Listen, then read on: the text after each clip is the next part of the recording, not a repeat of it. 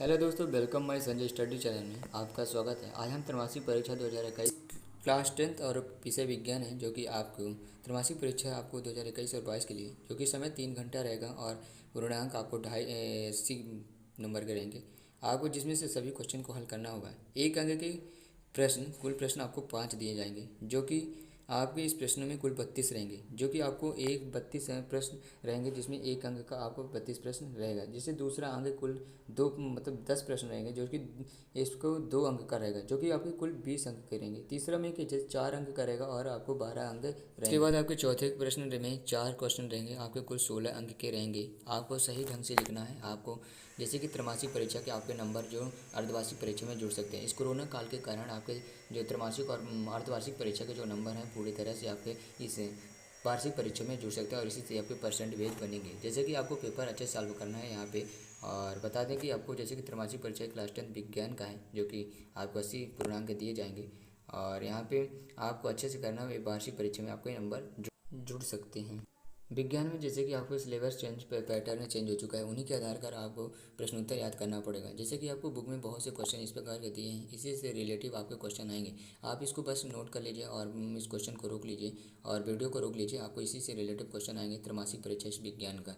जैसे कि आपको बाहर जो आपको चैप्टर पे चेंज हो चुके हैं उनको नहीं पढ़े। यहाँ से क्वेश्चन 5 से दिया हुआ है, जो कि इसके पहले जो ऑब्जेक्टिव है, जो कि आपके 32 नंबर के 32 प्रश्न दिए जाएंगे आपको ऑब्जेक्टिव। इसलिए आपको यहाँ इतनी सारे ऑब्जेक्टिव को यहाँ से आपको नहीं दिया गया है इस वीडियो में, लेकिन आपको ऑब्जेक्टिव पढ़ लेना है। बुक से बहुत सारे ऑब्जेक्टिव आएंगे, जो कि आप उसी से पास हो सकते हैं। इसलिए सबसे पहले आपको क्वेश्चन 5 से आया है, जो कि इसमें क्वेश्चन में 5 में दिया है कि ऊष्माक्षेपी और ऊष्माशोषी, ऊष्माक्षेपी और ऊष्माक्षेपी इस क्वेश्चन 5 में दिया है। ऊष्माक्षेपी एवं ऊष्माशोषी अभिक्रिया का क्या अर्थ है, इसका अर्थ लिखना है, इसका परिभाषा लिखना है आपको। ठीक, इसका अर्थ लिखने के बाद, इसकी परिभाषा लिखने के बाद, इसके कम से कम 4 अंक मतलब 4 उदाहरण, 2 भी अंतर याद कर लेना है। इसके उदाहरण भी देना है आपको। ठीक, ऊष्माक्षेपी और ऊष्माशोषी अभिक्रिया के। ठीक, आपको ऊष्माक्षेपी ऊष्माशोषी अभिक्रिया के अच्छे से याद कर लेना है, जो कि ये कम से कम नहीं तो 3 नंबर के जरूर आएंगे, इसलिए आपको याद कर लेना है। इसके बाद दैनिक जीवन में पीएच का महत्व, दैनिक जीवन में पीएच का महत्व आपको लिखना है।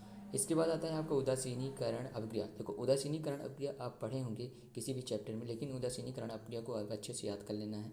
इसके बाद अम्ल और क्षारक क्या था, अम्ल और क्षारक के दो दो रासायनिक गुण लिखे। आपको अम्ल और क्षारक में अंतर लिखना है, अम्ल और क्षारक की परिभाषा लिखना है और इनकी रासायनिक गुण भी लिखना है, 2 प्रकार के बाद। ठीक, इसके बाद आता है हमारा दूसरा क्वेश्चन सेकंड, हमारे शरीर में वसा का पहचान कैसे होता है। हमारे शरीर में वसा का पहचान कैसे होता है, इसकी परिभाषा लिखना है, इसके बारे में लिखना है। इसके बाद स्वपोषी पोषण, स्वपोषी पोषण विषम पोषी पोषण में अंतर। आपको स्वपोषी विषम पोषण में दोनों में अंतर लिखना है। कम से कम 5 अंतर जरूर याद कर लेना है और स्वपोषी और विषम पोषी में इनकी परिभाषा भी याद करना और इनके बारे में आपको लिखना होगा। फिर क्वेश्चन 11th में आता है, एक तंत्रिका कोशिका यानी न्यूरॉन, न्यूरॉन के एक रेखा संरचना बनाइए, इसके कार्यों का वर्णन कीजिए। आपको तंत्रिका कोशिका के एक चित्र बनाना है, आपको एक रेखा चित्र उसका बनाना है, जैसे कि इस प्रकार की, और आपको इनके कार्यों का वर्णन करना है, इनके कार्यों के वर्णन करना है और इनके क्या कार्य करते हैं। इसके बाद क्वेश्चन 12 आता है, अनैच्छिक, अनैच्छिक क्रिया और प्रतिवर्ती क्रिया एक दूसरे से किस प्रकार भिन्न है। अनैच्छिक क्रिया और प्रतिवर्ती क्रिया। फिर प्रकाश के परावर्तन अपरावर्तन के नियम लिखना है। आपको प्रकाश अपरावर्तन के नियम लिखना है, जैसे कि आपको बुक में दिया होगा प्रकाश परावर्तन अपरावर्तन के बहुत सारे नियम हैं, जो कि इनके आपको नियम लिखना होगा, इनकी परिभाषा लिखनी होगा। ठीक, इसके बाद क्वेश्चन 14 यानी 14 जो क्वेश्चन आता है, लिखा है कि एक गोलीय दर्पण की वक्रता त्रिज्या कितना है, 20 सेंटीमीटर। उसकी आपको फोकस दूरी निकालना है।